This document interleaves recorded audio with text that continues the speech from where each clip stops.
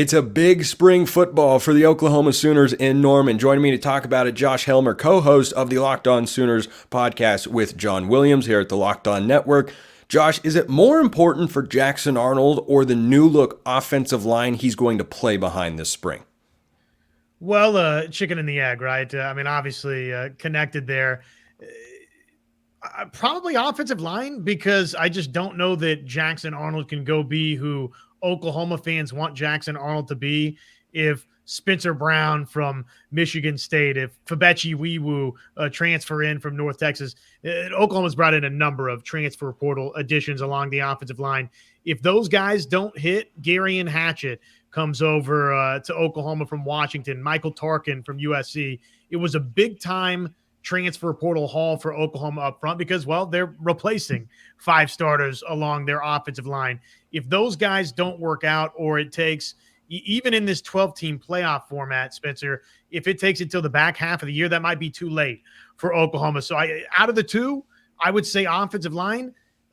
Obviously, Jackson Arnold needs to be as advertised and needs to be less mistake-prone than he was in the bowl game versus Arizona. Yeah, a guy who has only really played one game in his career, showed glimpses of tremendous potential in that Alamo Bowl game. Also, as you mentioned, had some freshman mistakes, which is to be expected, but that, as they say, is what spring football is for. I want to go back to this offensive line, though, because some of you may be thinking that you misheard Josh, but you did not. This is 5 new starters along the offensive line. I can't remember any team having to do that, or at least the teams that I've followed in my lifetime. Josh, have you seen that with Oklahoma before? And they bring in all these new guys, and USC and Colorado are kind of the poster child for the crowd that say, well, if you just bring in transfers, they don't have the chemistry, it doesn't mesh, it can't work, and everything like that. How does Oklahoma handle this unique situation? In the immortal words of the voice of the Sooners, Toby Rowland, we're about to find out. I don't know. Oklahoma has found some legitimate success with transfer portal guys. Tyler Guyton in this upcoming NFL draft is going to be a first-round draft pick. He was a transfer portal guy for Oklahoma. They've had other transfer portal additions in recent years that have become NFL players. But to not have really any sort of continuity from in-house names for the most part. Jacob Sexton started a couple of games for OU, and he's somebody that is not a transfer portal addition. He's somebody that has been with Oklahoma now for a couple of seasons, so you've got that. We'll see if maybe a couple of the names at center. Troy Everett is a transfer portal guy, but he's been at Oklahoma for a couple of years. Joshua Bates will have a chance to factor in at center for Oklahoma. So there are some in-house names that have been at Oklahoma, have developed at Oklahoma, but probably 3/5, maybe even 4 out of 5 slots on the offensive line could be transfer portal guys. And so the long answer, I guess, to a simple question is don't really know. You think about Michigan, right? In the national championship game, had a number of guys. I want to say 4 out of 5, or the bulk of the starters, started their careers at other places, and that's the national champion, Michigan Wolverines. So it can be done, but I think probably most coaching staffs would tell you that's not the desired result, and yet, maybe that's just where we're headed for a lot of even big-name college football programs. Yeah, I think that, a lot of coaches will say they want recruiting to be the foundation and the portal to be, kind of the icing on the cake, the cherry on top of the sundae, rather than being each of the individual scoops of ice cream. I think at some level they say that to placate their fans, so that fans don't think they're just bringing in guys from all over the place and everybody's a mercenary and such. Because you look at these transfer portal hauls, and guys bring in, or coaches that is, they're bringing in 10, 12, 15, sometimes starters on both sides of the ball combined. It's like you got 22 starters on the field. You can certainly do a lot. I think the depth, guys that fill in when someone goes down or has to come out of the game because of an injury and equipment malfunction. That's where, your high school recruiting can really come into play and be important over the course of a season. But Oklahoma has certainly done a great job at that with regards to the quarterback position. So Jeff Lebby gone to be the head coach at Mississippi State in the SEC. In steps Jackson Arnold. It's a big spring football for the offensive line, as we've talked about. but it's a big spring football for him as well. This is the first time he's going through spring practice as the number one quarterback, as the starter. He watched Dylan Gabriel do it last year. What are the expectations? What does Oklahoma need from him to have a successful season? Well, he's got to be that guy. He's got to be the number one quarterback. He's got to. You get the impression that he's going to be ready for that. And really, if you kind of follow the breadcrumbs or pay attention to the tea leaves, tough to say if Oklahoma had told Dylan Gabriel definitively, right? Tough to say if OU had told Dylan Gabriel, hey, no, we want you back as a starting quarterback next season, if he would still be here or if it, plays out the same way where he goes to Oregon.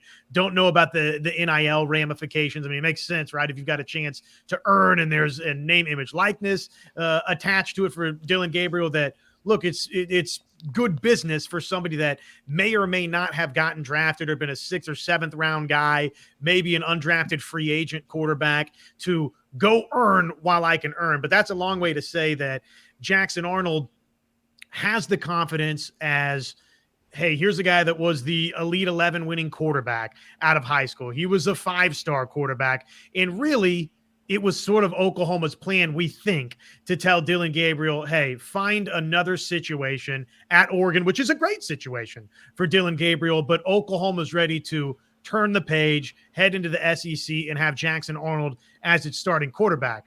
Now, was that the right decision immediately for 2024?